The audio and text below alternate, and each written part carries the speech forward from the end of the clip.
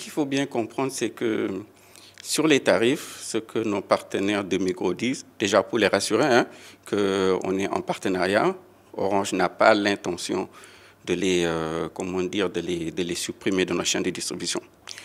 Le bénéfice n'a pas changé. Ce qu'il faut comprendre, c'est que le gâteau, il est partagé encore plus de personnes. Comme vous voyez, le réseau de distribution, il évolue. De plus en plus, on a des partenaires qui sont dans le réseau de distribution. Mais les tarifs n'ont pas du tout changé. Eux, leurs marges n'ont pas changé. Leurs marges n'ont pas changé puisque si vous regardez aujourd'hui les marges de Orange, elles n'ont pas changé depuis des années. Lorsque vous regardez un autre produit de la grande distribution, ce qui se vendait il y a 10 ans et ce qui se vend aujourd'hui a totalement évolué. Ce n'est pas les mêmes marges qui sont distribuées. Donc aujourd'hui, sur les tarifs, il n'y a pas du tout d'évolution sur les tarifs. Le gâteau, malheureusement, est partagé entre plusieurs personnes, plusieurs acteurs. Du coup, il gagne moins.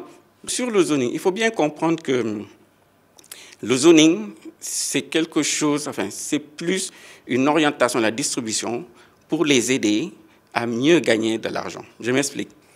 Aujourd'hui, un distributeur qui est dans une zone bien définie, on lui garantit, j'insiste bien, on lui garantit un certain chiffre d'affaires de la zone. Là où il est dispersé, où il vendait à Dakar, il vendait à Parcelles, il vendait à Guédiawaye, il vendait un peu partout, on lui dit, écoutez, on vous confie une zone, et dans cette zone-là, ce que les clients rechargent, ce que vous, client final, rechargez, on vous garantit que cela vous revient. Donc il y a beaucoup moins de risques pour eux. Parce qu'aujourd'hui, ce qu'ils nous ont remonté, c'est qu'ils ont des risques, parce que lorsqu'ils se déplacent en moto. Donc il y a des risques d'accidents, etc. L'autre point qu'ils ont remonté, c'est qu'également, il y a des risques au niveau des transactions qu'ils font. Ce qu'ils disent, c'est que moi, je peux donner du crédit à un autre partenaire. Alors, lorsque je vous transfère du crédit, il y a un risque. Il y a un risque que je me trompe de numéro. Alors, si je me trompe de numéro entre deux Migros, ce qu'on dit, Sonatel ne peut pas tellement intervenir parce que c'est entre deux acteurs. Alors que le demi-gros, lui, il achète chez un grossiste.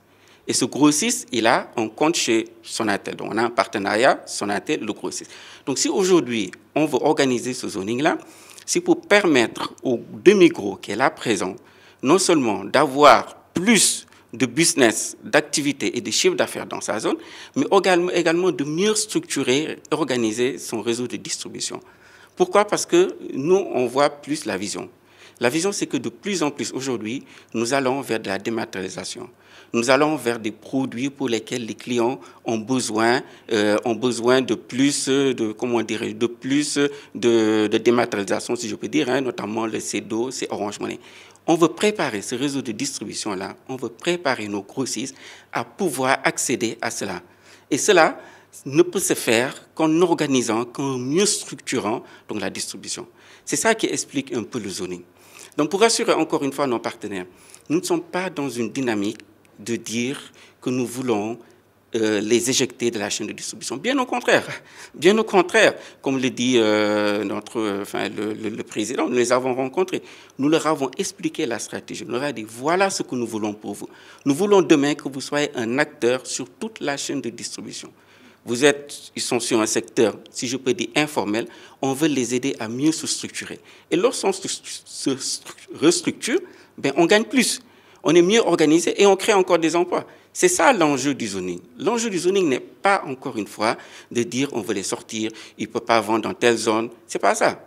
Si aujourd'hui un partenaire est dans une zone A, il est dans cette zone A, il a ses points de vente, on est capable de lui dire, dans cette zone-là, voilà l'ensemble des points de vente que vous avez, voilà les chiffres d'affaires que nous vous garantissons.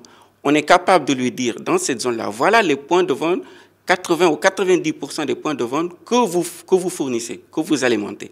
Et on lui a dit, vous pouvez rester dans cette zone-là, vous avez un compte. Si vous avez dans une zone B des points de vente, on peut vous mettre là-bas.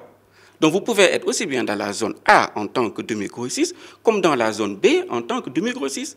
Mais on n'a pas dit que vous vendez là, vous ne pouvez pas vendre là-bas. Ce qu'on a dit, on vous met dans une zone, ça vous permet de structurer le marché, ça vous permet d'organiser le marché, ça vous permet de gagner plus.